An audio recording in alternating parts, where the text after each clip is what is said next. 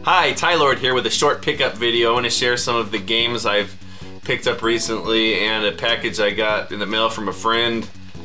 So not too long of a video, just gonna make this quick. Anyway, so I just picked up a couple of things for the sake of picking something up. Found X-Men 3 for 50 cents on PlayStation 2. I don't even know why I got it. It's hard for me to pass up games for 50 cents. I don't even like X-Men. I guess Captain Jackman here is pretty cool as Wolverine. Got Ford Racing 2 for PS2. This one's all sealed up, so I don't know if that's worth anything. I think I have Ford Racing 1. I don't know if I'm going to add it to the collection or trade it or give it away. I'm not really big into collecting for PS2, but I'm accumulating quite a few games for it. Mech Assault 2 Lone Wolf for the original Xbox. I have Mech Assault 1, so now I have the first couple of them. I don't know if there were any more after this, but this game looks pretty cool. 95 cents, can't beat that. Carmen Sandiego, The Secret of the Stolen Drums. This kind of looks like an action-adventure game. It doesn't look like the old game. This must be based on a cartoon or something or other. Anyway, that was 95 cents. Anyway, so a lot of my friends have been hyping up the Yakuza series, the new Yakuza Kiwamis and all that, and I've never touched any of them. Which is a surprise because I love Shenmue and I've always assumed that Yakuza was similar to Shenmue. So I found a couple other games that I didn't share this week for cheap, and I went and traded them in at GameStop to buy Yakuza 0. And from what I've been told, this is the one I should start with. I kind of wanted to start with the original Yakuza on PlayStation 2, but apparently this is a prequel to that, or chronologically the story is ahead of Yakuza, and apparently Yakuza was remade on PlayStation 4 called the Yakuza Kiwami, which is free this month on PlayStation Plus apparently. So I was going to start on this. A lot of people were hyping this up to me. Alex, Dat Game Collector, and Michaela Casanova. And it looks really cool. I started playing it for a few hours and I was really getting into it. Yeah, so I started playing this and I got really into it. On the surface, it's a lot like Shenmue, but the game is nothing like Shenmue. After you get past the surface, this is a pretty cool...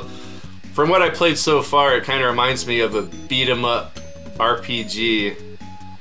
Like a real-time action RPG set in the city, where random encounters are not little turn-based battles, but you actually run into people and fight people. And then there's a good little story progressing as you go.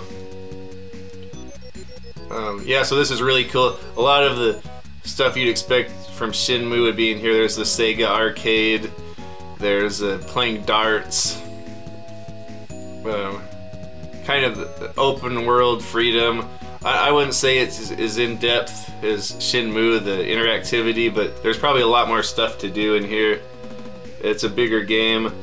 I don't know, I can't really comment too much on it yet. From what I played so far, I like it a lot. Probably not as much as Shenmue, but that holds a place in my heart with the nostalgia and all that. Yeah, so I'm looking forward to get back to this. What distracted me from that game was my buddy Dat Game Collector. His real name isn't Dat Game Collector, his real name is Alex Dat Game Collectorson. Sent me a couple of games in the mail as a gift. Zone of the Enders HD Collection and Ju-On, The Grudge for the Nintendo Wii. This is a game I was gonna play on Halloween night. I took Halloween night off to take the girls out trick-or-treating, and then I was gonna come home and play this, but I actually haven't got to this one yet. I got distracted with this one, the Zone of the Enders. I've been playing these for a couple of weeks now. And this is a game I never had a PlayStation 2 back then. I wasn't really into it at all. I was more about Xbox and GameCube. So I missed out on a lot of these games like Zone of the Enders. I guess this is produced by, what's his name? Hideo Kojima. Looks like it's a Konami game. Yeah, anyway, this is this nice little HD limited edition collection. It comes with this really nice art book. There's all kinds of art from the game. This game has a really unique style. It kind of feels like anime, sort of like a sci-fi mech anime type deal, kind of like Robotech. And then it came with Zone of the Enders. Looks like a music CD. And from what I've heard of the music so far in this game, it's really good. I actually beat Zone of the Enders 1 last week. And it's a pretty fun action game. The first one wasn't that difficult for me. I played through it about 9 hours. I did a lot of grinding to level up. To like level 8. I think it capped out at level 8. So then I went on to the end of the game and I tore through all the bosses. So it wasn't too difficult for me, the first one. And it was kind of more of an open game where I could go just look around and grind levels. And the second one, Zone of the Enders Second Runner, I'm having a dog of a time with that. I'm really enjoying it. I'm thinking I should have put it on easy. I'm playing it on normal and it is hard. I'm not accustomed to playing these hard games like the new Ninja Gaiden games.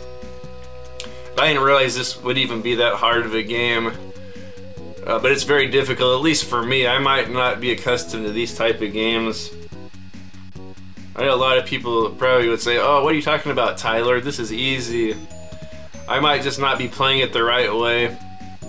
I felt like I smashed through the first one. The last couple bosses, I never lost a continue on. This one, the first big boss I got to was smashing me, and I didn't even see a light at the end of the tunnel. It was so hard. Like, I couldn't take off any health from him. And everything he did took off a lot of health on me, and just his little cycle would go on for about 5 minutes, and it was just very difficult and time consuming, and I didn't see a light at the end of the tunnel. But eventually I kind of figured out how to beat him, and I just scraped by him with no health left. He was actually the boss in here. I think his name was Vic Venom.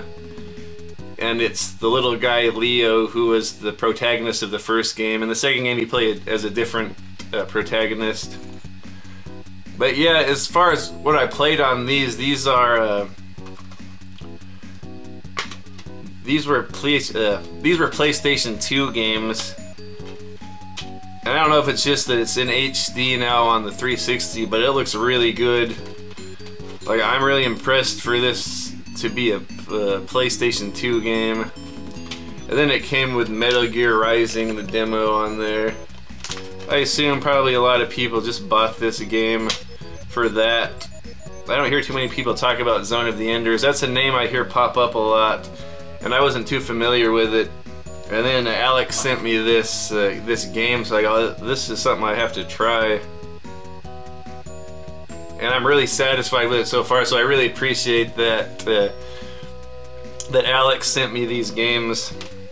I've been having a lot of fun with the Zone of the Enders. Really challenging. Once I beat Zone of the Enders Second Runner, that's gonna feel like quite an accomplishment for me, at least. Yeah, and this Zone of the Enders, the pilot's right around inside of the cockpit, which is like in the crotch area of the robot, which is kind of weird. It's like a cockpit. They got that sticking out there, right? Leave it to the Japanese here. There's a nice naked lady there. Anyway, that's about it for this week. Just wanted to share that gift that DGC sent me. if you haven't played Zone of the Enders already, I would definitely recommend it. Anyway, thanks for stopping by. I'll see you later. Bye.